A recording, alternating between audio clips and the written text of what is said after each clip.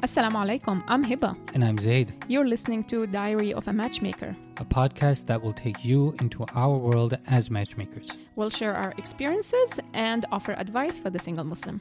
So let's dive in. Bismillah. Assalamu alaikum everyone, welcome to another episode of Diary of a Matchmaker. My name is Zaid, and on the other mic is my wife and co-host, Hiba. And that's me. Assalamu alaikum. Parental involvement, that is a very sensitive topic when it comes to matchmaking. Parents often want to know, how much do we involve them in the matchmaking process? Do we exclude them? Do we involve them? Do we get their input? All of those things come up. But when we reflect back upon our process and when we were first talking, quote unquote, going through that courting phase, Hiba, how much did you involve your parents?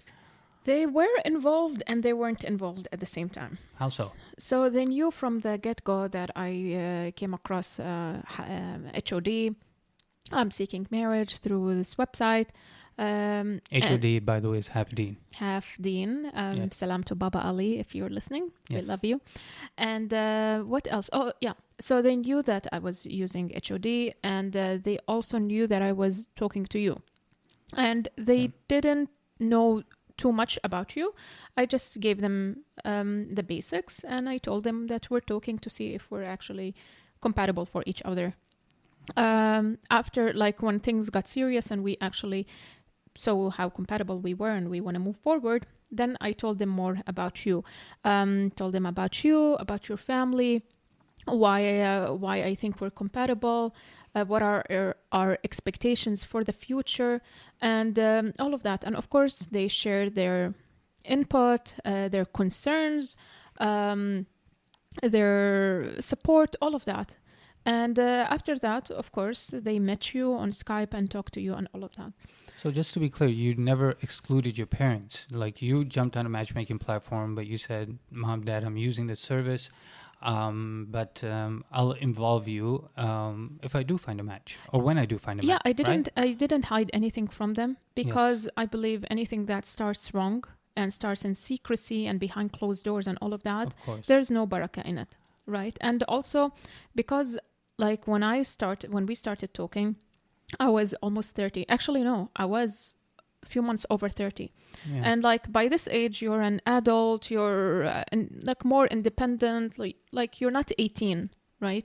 But also, Tad, you had that relationship with your parents where they trusted you, they knew you were an independent person. Alhamdulillah. So I've been blessed and still am to have parents who are supportive, open-minded, and they brought us up, me and my sister, to be like free thinkers, independent, and know how to lead our own life, right? Right. And to add to that, and this is something that I saw a lot on matrimonial websites, which is girls making a profile and then they say, Mom, my wali is checking this inbox, or a brother is making a profile on behalf of his sister, saying, I'm making this on behalf of Fatima.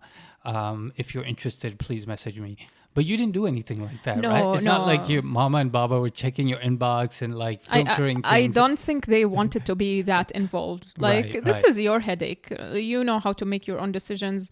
We're going to meet this person, interview him. If we see red flags, things we don't like, of course, we're going to address it. But by the way, did you know that guys also do the same, but differently? So I saw some profiles where it's actually the mother or the sister who created the account, and she's like, my son is a doctor and like he's busy and all of that.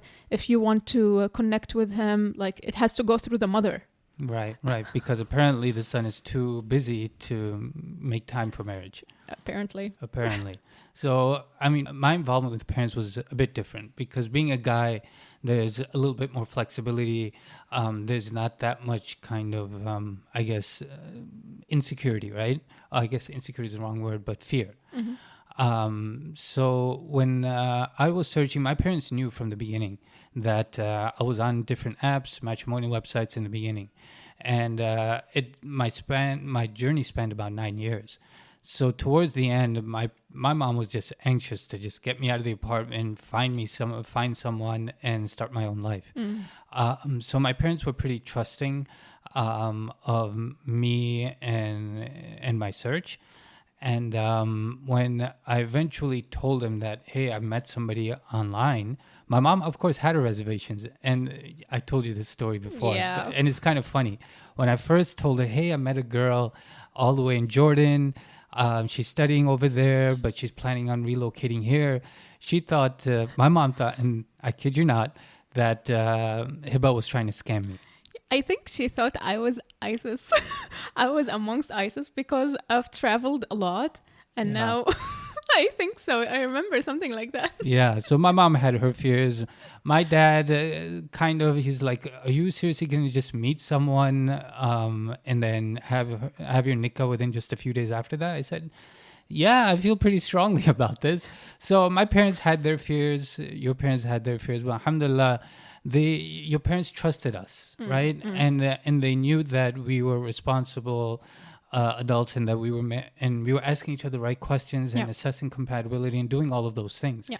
So alhamdulillah, it worked out. Yeah, but I honestly believe the age plays a big role in this. Like if there's a girl who's 18, 19, yes, and she's talking to a guy, she still doesn't, of course she's an adult, but there is a difference between a 19 and a 30-year-old, right? In terms of life experience, in terms of just knowing how to assess, not getting emotionally attached, all of that. Which brings me to the one story of the 19-year-old girl that signed up with us. Yes. And it's amazing. When she signed up with us, she was very mature. She was understanding. I think her father was on the discovery call with her too. And the father was very supportive. And he was, of course, a bit nervous that, my 19-year-old is considering marriage.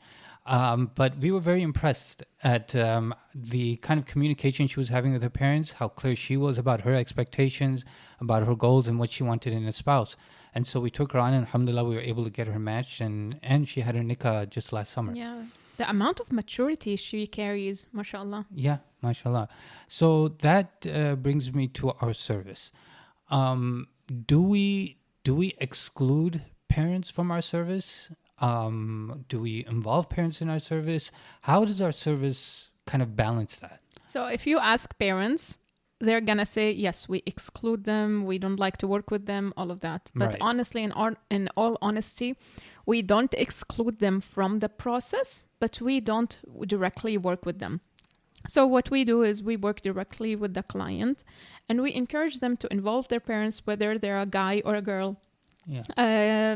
Consult with them, all of that, throughout all the stages of the matching process, right? Yeah. But we don't directly work with the parents. Why? Because, first of all, we're trying to get to know the person, their preferences, their expectations, their personality, build an entire profile of them. And when parents get involved, things get a little bit sticky because they impose whatever they think is right, whatever their preferences are, their generational expectations. Yeah, exactly. And to add to that, it's we just don't have the kind of manpower to be able to deal with parents also. Yeah, this is the team. This is the team, right? Like just you and I. Yep. So we can't create another profile for parents, try to assess their expectations, their needs, and then try to compare that with their son or daughter. It's just too much for us. So our service is matchmaking for the busy Muslim. Mm-hmm. It's mainly geared towards professionals.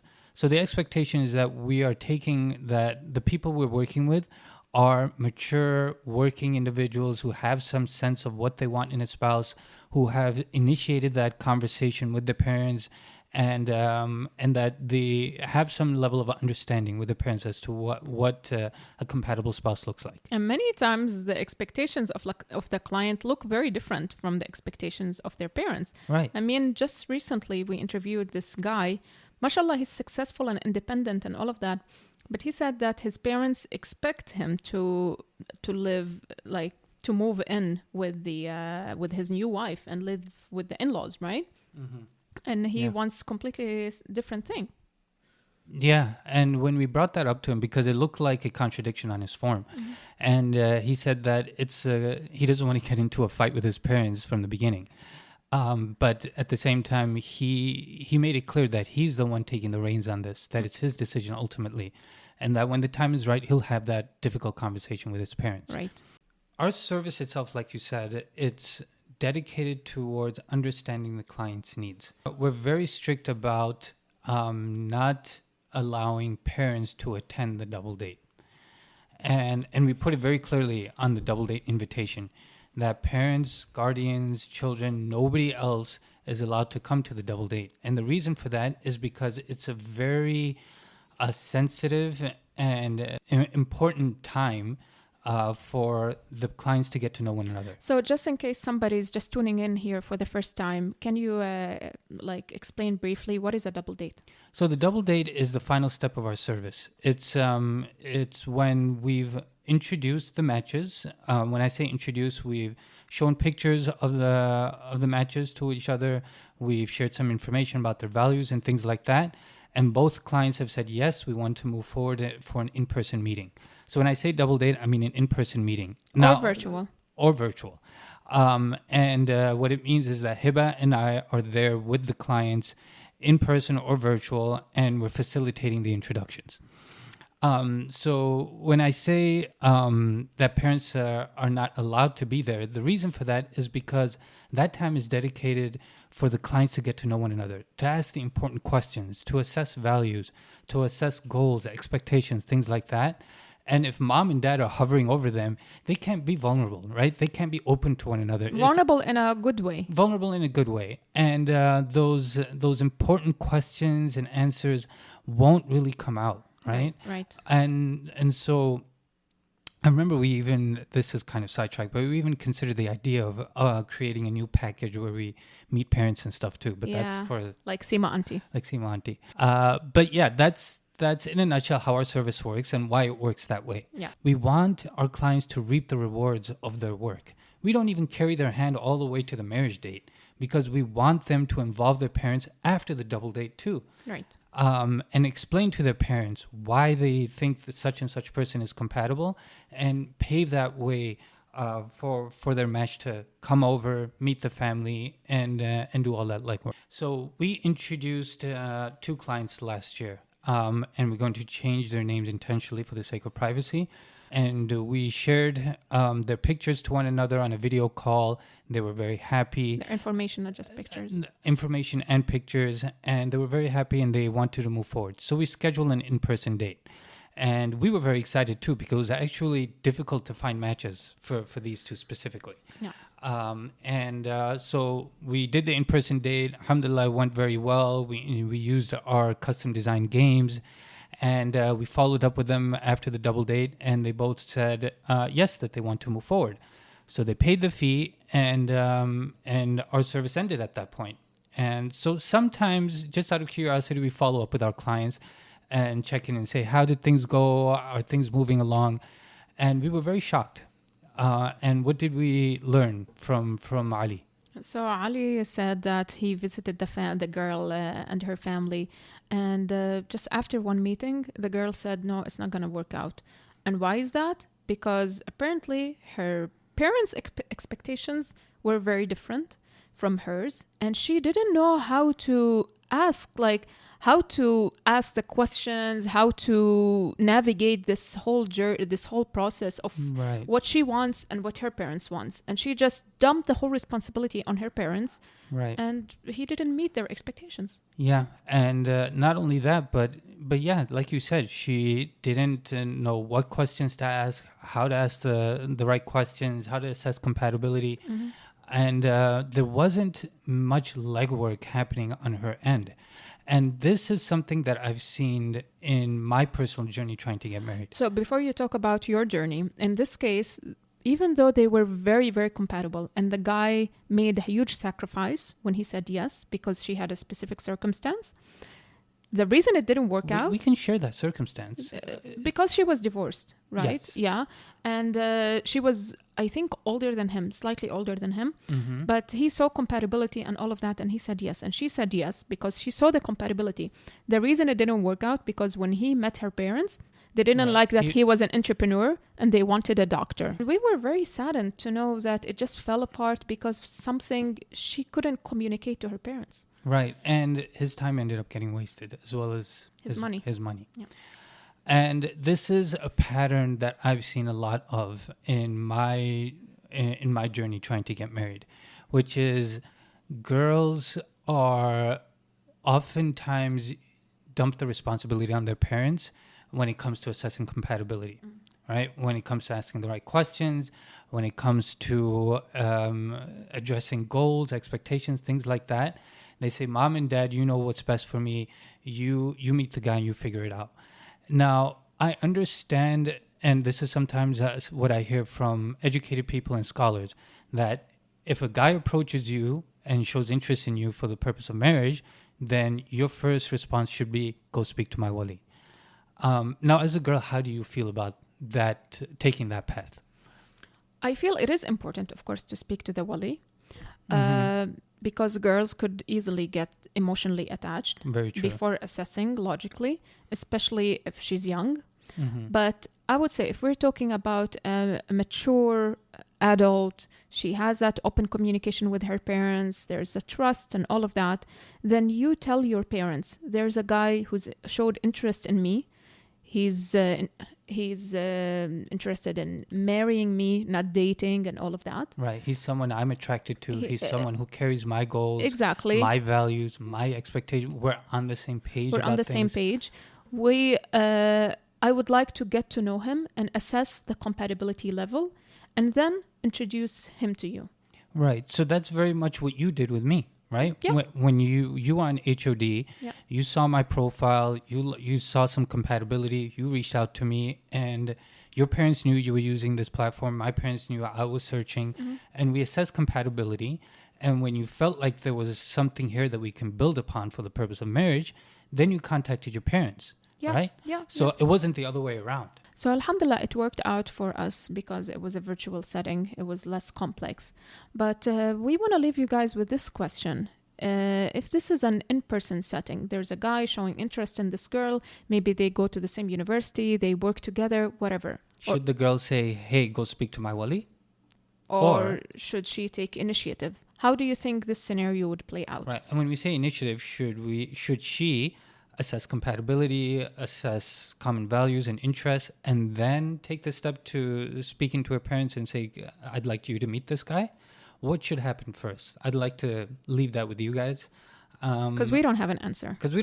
We've been going back and forth about this for a few days now. Yeah. But yeah, let us know in the comment section. And until next time. Yeah. All right. Assalamu alaikum. Assalamu alaikum.